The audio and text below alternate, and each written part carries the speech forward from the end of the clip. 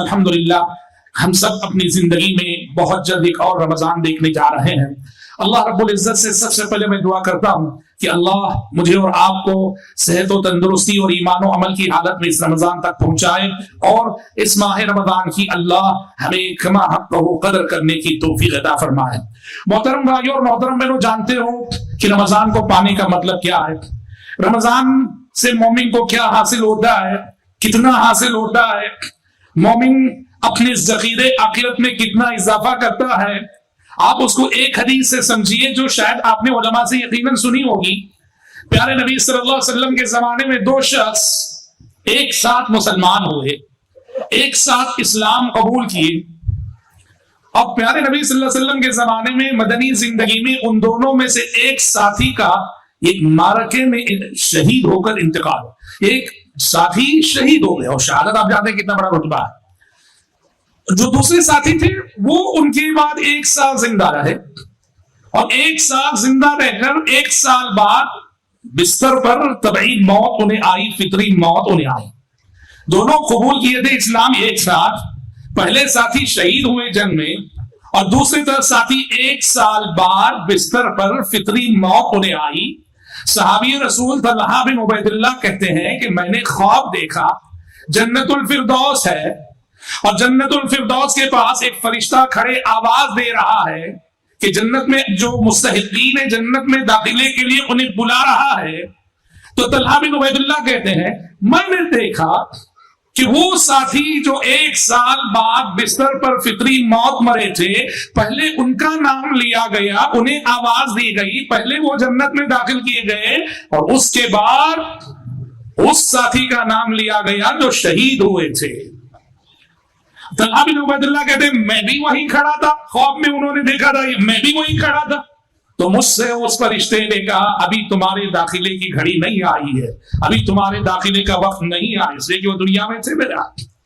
وہ جاگے، اپنا خواب سنایا، صحابہ کو حیرت ہوئی کہ جو شہید ہوئے وہ بعد میں جنت میں جا رہے ہیں، اور جو فطری موت مرے وہ پہلے جنت میں جا رہے ہیں۔ صحابہ میں چیمی گوئیاں ہونے لگی۔ پیارے نبی صلی اللہ علیہ وسلم کو پتا چلا کہ صحابہ کو حیرت ہو رہی ہے کہ شہید کیوں پیچھے ہو گیا، بستر پر وفات پانے والا شخص پہلا کیوں ہو گیا۔ تو آپ صلی اللہ علیہ وسلم نے صحابہ کو جواب دیتے ہوئے کہا کہ سچ ہے کہ پہلا ساتھی شہید ہوا تھا، لیکن وہ جو دوسرا ساتھی تھا گرچہ کہ وہ بستر پہ فطری موت مرا، لیکن آپ نے کہا اس نے جو اس کے بعد ایک سال کی زندگی پائی، اس ایک سال کی جو نمازیں اس نے پڑھی، اور اس ایک سال کا رمضان جو اس نے پایا، رمضان کی عبادتوں نے اس کے رتبے کو شہید سے افضل کر دیا، شہید سے بڑھا دیا۔ غور کیجئے یا رک کر، اللہ اکبر، کہ رمضان میں اگر ہم اور آپ خلوص کے ساتھ، للہیت کے ساتھ، اخلاص کے ساتھ اگر عبادت کریں گے نا،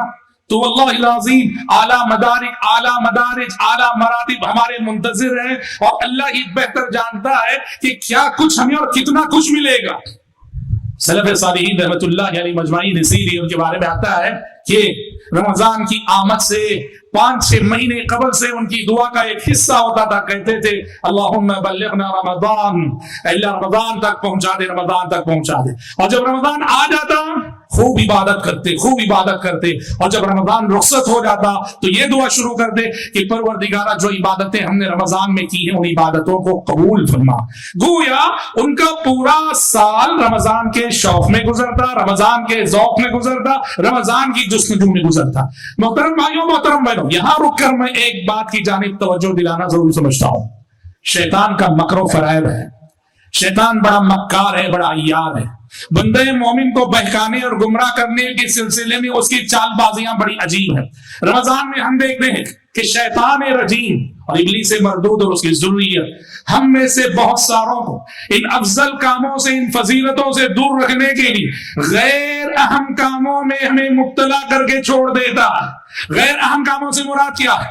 ہمارے معاشرے میں کچھ لوگ ہیں، اور خصوصاً میں ہمارے نوجوان نسل سے کہتا ہوں جو فیس بک پہ، انٹرنیٹ پہ بیٹھتے ہیں، وہ اس فتنے میں زیادہ ملوث ہیں۔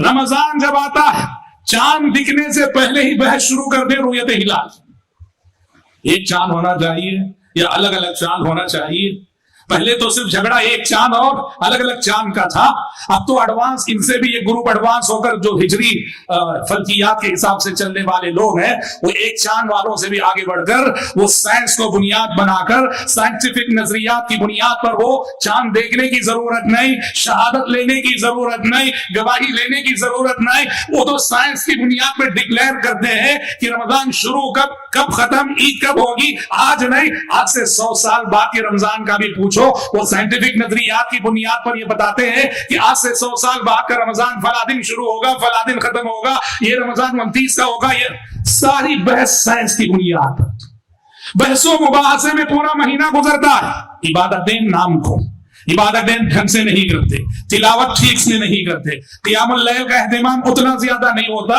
سارا زور ہوتا ہے رؤیت ہلال کے مسئلے پر بحث کرنے میں۔ یاد رکھنا ہوشیار، یہ شیطان کا فریب ہے۔ سلف کا اجماع ہے کہ فلکیات کا حساب، علم فلکیات کا رؤیت ہلال کے مسئلے میں کوئی عمل دخل نہیں ہے، یہ خالص شرعی مسئلہ ہے۔ اس کو یہ دیکھو، میں ایک حدیث، صرف اس ایک حدیث پہ غور کیجیے، آپ کو سمجھ میں آ جائے گا کہ یہاں سائنس ان کے نظریات کو لانا اور سائنٹیفک بنیادوں پہ بحث کرنا بالکل غلط ہے۔ ایک حدیث کو سمجھ آئیے، کیا ہے حدیث؟ آپ نے کہا اگر 29ویں شعبان ہے یا 29ویں رمضان ہے، شعبان کی 29ویں رات یا رمضان کی 29ویں رات، آپ چاند دیکھ رہے ہیں کہ کل رمضان شروع ہو رہا ہے یا پھر یہ کہ کل 30 شعبان ہے، چاند دیکھنے کی آپ کوشش کرتے ہیں، مسئلہ یہ ہوا کہ آپ کے شہر میں مسئلہ ابر آلود ہو گیا، ابر آ گیا، اب ابر آ گیا تو ظاہر بات ہے کہاں سے دکھے گا چاند؟ کسی کو نہیں دکھے گا۔ پیارے نبی نے حدیثوں میں صاف صاف سیدھے سیدھے فرمایا ہے، تم 29 کی شام چاند دیکھنے کی کوشش کرتے ہو اور تمہارے سامنے مسئلہ ابر آلود ہو جاتا ہے، تو سیدھے سیدھے یہ سمجھ جاؤ کہ کل کا جو دن ہے وہ 30 تاریخ ہے۔ اگر 29 شعبان کو دیکھ رہے تھے چاند آپ اور مطلب ابر آلود ہو گیا تو سمجھ جاؤ آنے والا دن 30ویں شعبان ہے۔ 29ویں رمضان کو دیکھ رہے تھے آپ چاند، مطلب ابر آلود ہو گیا، سمجھ جاؤ کہ آنے والا دن 30ویں رمضان ہے۔ حالانکہ سائنٹیفکلی اگر دیکھا جائے تو یہ ہو سکتا ہے کہ یہ اگر ابر نہ ہوتا تو شاید چاند سچ مچ رہا ہوتا، چاند تھا، ابر کی وجہ سے ہمیں دکھ نہ سکا، سمجھ رہے؟ سائنٹیفکلی چاند کے وجود کا امکان ہے۔ شریعت نے کہا اگر ابر آ گیا تو سیدھے سیدھے طے کر لو کہ کل کا دن 30واں دن ہے، 30ویں تاریخ ہے۔ جس سے سمجھ میں آتا ہے کہ اس مسئلے میں سائنس کو لا کے وہ گہری بحثیں کرنا اس کی قطعاً گنجائش نہیں، یہ سیدھا سادہ دین ہے۔ پیارے نبی نے کہا ان امۃ امیہ لا نحسب ولا نکتب، ہم امی قوم ہیں، ہم لا نحسب ولا نکتب، پڑھنا لکھنا حسابات کی گہرائی میں جانا یہ ہمارے بس کی بات نہیں۔ آپ نے کہا کہ مہینہ 30 کا بھی ہوتا ہے، 29 کا بھی ہوتا ہے، چاند دیکھ کر روزہ رکھو، چاند دیکھ کر روزہ چھوڑو۔ کہنا یہ ہے، مختصر بات یہ کہ بہت سارے ہمارے بھائی بحث و مباحثے میں وقت گزارتے ہیں، وقت برباد کرتے ہیں۔ ہرگز ہرگز ایسا نہ کرے، اس ماہ مبارک میں پوری توجہ ذاتی اصلاح پر دیں۔ بھائیوں اور بہنوں، رمضان جیسے ہی آتا ہے زمین سے لے کر آسمان تک بڑی تبدیلیاں رونما ہوتی ہیں۔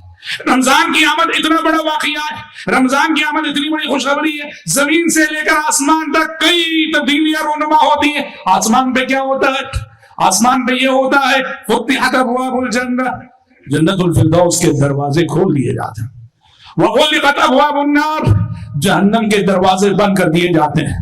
یہ آسمان پہ اہتمامات ہو رہے رمضان کے لیے کہ اللہ جنت کے دروازے کھول رہا ہے کہ میرے بندوں، میرے بندوں، میری بندیوں چلے آؤ، جنت کے 8 دروازے اس مہینے میں تمہارے لیے کھل چکے ہیں، داخل ہو جاؤ، داخل ہو جاؤ۔ اور جہنم کے دروازے اس نے بند کر دیے کہ یہ وہ مہینہ ہے جس مہینے میں تمہیں جہنم سے دور رہنا ہے، جہنم سے دوری اختیار کرنی ہے۔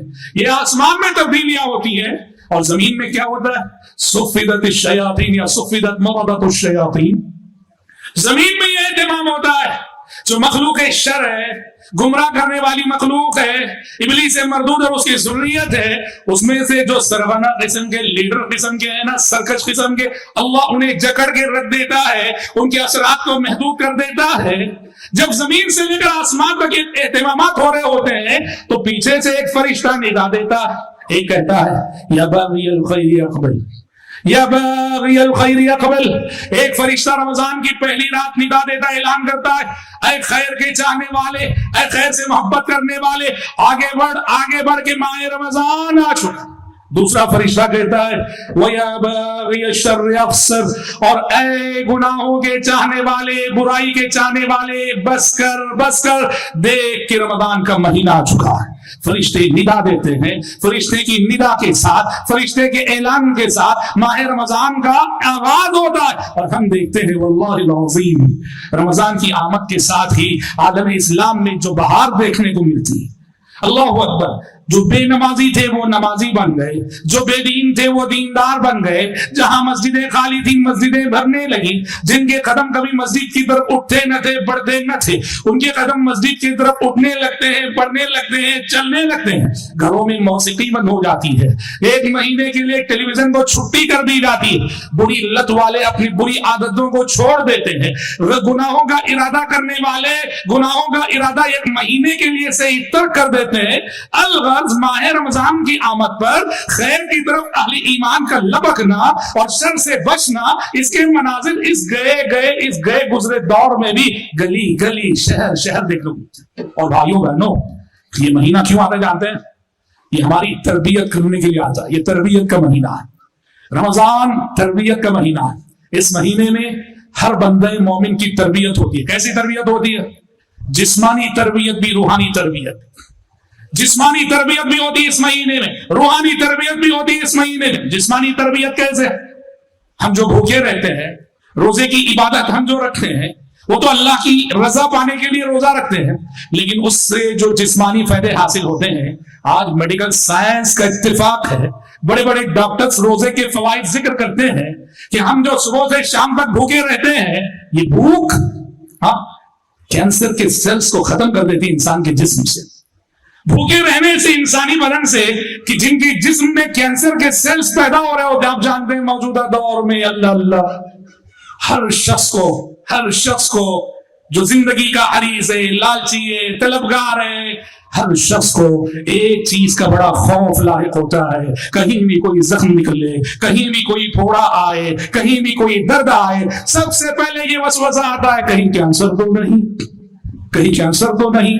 وہ زبان سے بولے کہ نہ بولے، دل کی بات، دل کا احساس، یہ مرض العصر بن چکا ہے. روزہ ایسی عبادت ہے کہ میڈیکل سائنس کہتی ہے کہ جسمانی اعتبار سے اتنا بڑا فائدہ ہوتا ہے کہ کینسر کے سارے سیلز انسانی جسم سے ختم ہو جاتے ہیں روزے کی برکت. یہ جسمانی اور روحانی تربیت کی بات کیا کرے. اللہ اکبر. اس مہینے کا لمحہ، اس مہینے کی ساری عبادتیں میری اور آپ کی روحانی تربیت کرتی ہے. آپ ایک روزے کو لے لو آپ دیکھیے کہ روزے میں کتنے عظیم فائدے ہیں، اور روزہ میری اور آپ کی کیسی تربیت کرتا ہے، اور کیا صفات میرے اور آپ کے اندر پیدا کرتا ہے. 3 صفتیں میں بطور مثال پیش کرتا ہوں. ہم روزہ رکھتے ہیں نا، روزہ مجھے، آپ کو اور ہر روزے دار کو اخلاص و للہیت کا سبق پڑھاتا ہے، اخلاص نیت کا درس دیتا ہے، ریاکاری سے بچنے کی تعلیم دیتا ہے. روزے کی عبادت میں جتنا اخلاص ہوتا ہے واللہ شاید اتنا اخلاص کسی اور عبادت میں نہیں ہوتا. کیوں جانتے ہیں؟ آپ اور ساری عبادتیں جب کرتے ہیں نا، آپ دکھ کے آتے ہیں، لوگ دیکھ رہے ہو، آپ نماز پڑھ رہے ہیں، لوگ دیکھ رہے ہیں آپ کو کہ آپ نماز پڑھ رہے ہیں، آپ زکات دے رہے ہیں، صدقہ کر رہے ہیں، لوگ دیکھ رہے ہیں کہ آپ صدقہ کر رہے ہیں، زکات دے رہے ہیں. کوئی دیکھے نہ دیکھے، لینے والا غریب تو دیکھ رہا ہے. آپ حج کر رہے ہیں، دنیا دیکھ رہی ہے کہ حج کر رہے ہیں. آپ تلاوت کر رہے ہیں، دنیا دیکھ رہی ہے کہ آپ تلاوت. ساری کی ساری عبادتیں لوگ ہمیں دیکھ رہے ہوتے ہیں، اور لوگوں کے دیکھنے کی وجہ سے کہیں نہ کہیں ریاکاری کے خیالات پیدا ہونے کا ایک شائبہ ضرور ہوتا ہے. لیکن روزہ ایک ایسی عبادت ہے کہ واللہ آپ روزے سے ہیں کسی کو نہیں معلوم. جب تک آپ خود زبان سے بتا نہ دیں، کہہ نہ دیں کہ میں روزے سے ہوں، کسی کو نہیں معلوم ہوتا ہے. اس طرح گویا روزہ ہمارے اندر اخلاص و للہیت کا پیغام دیتا ہے، اخلاص و للہیت کی صفت پیدا کرتا ہے. ہم سمجھتے ہیں کہ ہمارے زمانے میں، موجودہ دور میں سب سے زیادہ جس صفت کی کمی ہے وہ کیا ہے؟ یہی اخلاص. سب سے زیادہ. پہلے تو دیندار کم، دینداروں میں بھی ریاکاروں کی کثرت. مخلص بندے، मुखलिस दीनदार, जिनकी नीयतों में इखलास हो, जिनकी जिंदगियों में खुलूस हो, वो तो बहुत कम है, बहुत कम है, बहुत कम है। और रोजा इसी अजीम सिफत को हमारे अंदर पैदा करता है। समझ लें। दूसरी सिफत, रोजा हमारे अंदर एक और एहसास की तरबियत करता है। वो क्या एहसास है? कि हम अल्लाह की निगरानी में हैं, अल्लाह मुझे देख रहा है, अल्लाह मुझे सुन रहा है। पूरा एक महीना इस एहसास की तरबियत होती है, जिसको अहले इल्म मुराकबतुल्लाह से ताबीर करते हैं कि मुराकबतुल्लाह, अल्लाह हमें देख रहा है, मैं अल्लाह की निगरानी में हूं। तभी तो सख्त गर्मी का मौसम होता है, हम किचन रूम में होते हैं, हमारे सामने फ्रिज में रखा हुआ ठंडा ठंडा पानी और जूस होता है, और कोई देखने वाला भी नहीं होता है। हम पानी नहीं पीते हैं, सब्र करते हैं। क्यों? कोई देखे न देखे, अल्लाह तो देख रहा है। रोजे की हालत में याद रखना, पूरा एक महीना इस एहसास की तरबियत होती है, और जब एक महीना इस एहसास की तरबियत हो जाती है तो बकिया 11 महीने ये एहसास इंसान को गुनाहों से बचाता है कि देखो तुम अल्लाह की निगरानी में, अल्लाह देख रहा है, अल्लाह सुन रहा है। तीसरी चीज, रोजे की इबादत सिर्फ हुकूकुल्लाह से मुताल्लिक दर्स नहीं देती, रोजे की इबादत हुकूकुल इबाद से मुताल्लिक भी बहुत सारे सबक हमें देती है, जिसमें बुनियादी चीज कि रमजान के रोजों की इबादत मेरे और आपके दिल में या हर रोजेदार के दिल में गरीबों से हमदर्दी पैदा करती है। कैसे भाई? जब हम सुबह से शाम तक रोजे के लिए भूखे रहते हैं, प्यासे रहते हैं, तो भूख और प्यास की तकलीफ का एहसास होता है हमें कि भूख की तकलीफ किसे कहते हैं। और जब हमें भूख की तकलीफ का एहसास होता है तो ये एहसास एक दूसरे एहसास को पैदा करता है कि बेचारे उन गरीबों पे क्या गुजरती होगी जिनके साल के बकिया 11 महीने भी इस भूख में गुजरते हैं। और यहीं से हमारे अंदर गरीबों के ताल्लुक से हमदर्दी पैदा होती है, गमखारी पैदा होती है, गमखारी का जज्बा पैदा होता है। याद रखना, असल रोजा वही रोजा है जिससे ये सारी सिफतें हमारे अंदर पैदा हो। रोजा रखे हम और ये सिफतें पैदा ना हो तो फिर अल्लाह तबारक व तआला को ऐसे भूखे प्यासे रहने की कोई जरूरत नहीं है। आपने क्या कहा? लैसल मुस्लिम अल्लज़ी यशबअ व जारुहु जाया। कहा कि वो मुसलमान नहीं जो खुद पेट भर के खा रहा हो और हाल ये है कि उसका पड़ोसी भूखा है। भूखे पड़ोसी की भूख का एहसास नहीं है, ऐसे मुसलमान को मुसलमान मत कहो। रमजान गरीबों से हमदर्दी का सबक पढ़ाता है। अपने खानदान के गरीबों का ख्याल रखो, मुआशरे के गरीबों का ख्याल रखो, मुआशरे की बेवा और यतीमों का ख्याल रखो।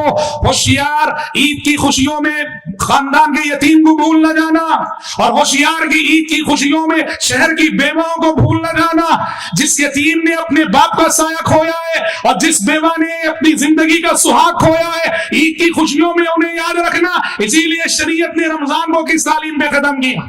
शरीयत ने रमजान को सदक़तुल फित्र की तालीम पे खत्म किया कि रमजान के रोजों का इख्तिताम सदक़तुल फित्र अदा करके होना चाहिए, जिससे आप गरीबों के साथ हमदर्दी और मोहब्बत का दर्स देते हैं, गरीबों के साथ हमदर्दी का सबूत देते हैं।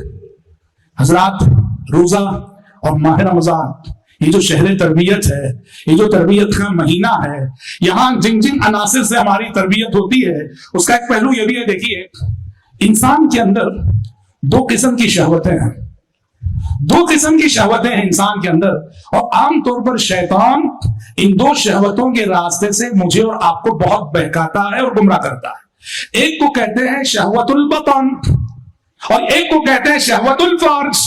शहवतुल बतन क्या है? अच्छा अच्छा खाना, मजे मजे का खाना, पेट भर के खाना, लजीज चीजें खाना, इसको कहते हैं शहवतुल बतन। शहवतुल बतन इंसान से क्या गुनाह करवाती जानते हैं? कि शहवतुल बतन, पेट की शहवत की वजह से इंसान हरामखोर बनता है। अगर वो सब्र ना करे तो अपने पेट के लिए वो हरामखोर बनता है। पेट पालने के लिए, अपने बीवी बच्चों को खिलाने के लिए हराम कमाता है, झूठ बोलता है, धोखा देता है। उसका मकसद बस ये होता है कि कमाना कमाना कमाना। तो ये शहवत इंसान को हरामखोर बनाती है। और दूसरी शहवत है जिसे शहवतुल फर्ज कहा जाता है। हाँ, शर्मगाह, जिनसियात, सेक्स, हर इंसान के अंदर ये चीज होती है, और इंसान अगर इसको काबू में न रखे तो नौजुबिल्लाह सुम्मा नौजुबिल्लाह बद अखलाकी का शिकार होता है, जिनाकारी का शिकार होता है, होमोसेक्स का शिकार होता है।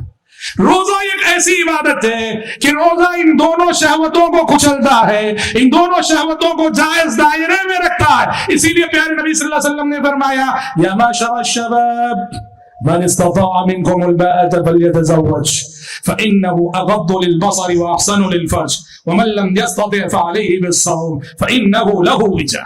آپ نے کہا کہ اے نوجوانوں، تم میں سے جس کے اندر بھی شادی کرنے کی مالی استطاعت ہو اسے جلدی شادی کر لینا چاہیے۔ ومن لم يستطع، اور جس کے اندر شادی کرنے کی مالی سکت نہ ہو، ظاہر بات ہے شادی کرنے کے لیے مال چاہیے، بیوی کو مہر دینا ہے، کسی چھت کے نیچے ٹہرانا ہے، 3 وقت کھلانا ہے، مال کی ضرورت تو پڑتی ہے۔ اگر ابھی تمہارے اندر شادی کرنے کی مالی استطاعت نہیں آئی ہے تو علیہ بالصوم، تو اخلاق کی حفاظت کیسے ہو، کردار کی حفاظت کیسی ہو؟ علیہ بالصوم، اس کو چاہیے کہ وہ روزہ رکھے، فإنہ لہ وجاء، اسے کہ روزہ کیا کرتا ہے کہ اس کی خواہشات کو کچل دیتا ہے۔ نوجوان نسل، وہ لڑکے ہو کے لڑکیاں، بیدار روی سے بچنے کے لیے، گناہوں سے بچنے کے لیے، جوانی کی غلط عادتوں سے بچنے کے لیے واللہ العظیم روزے کی عبادت کو آزمائیں۔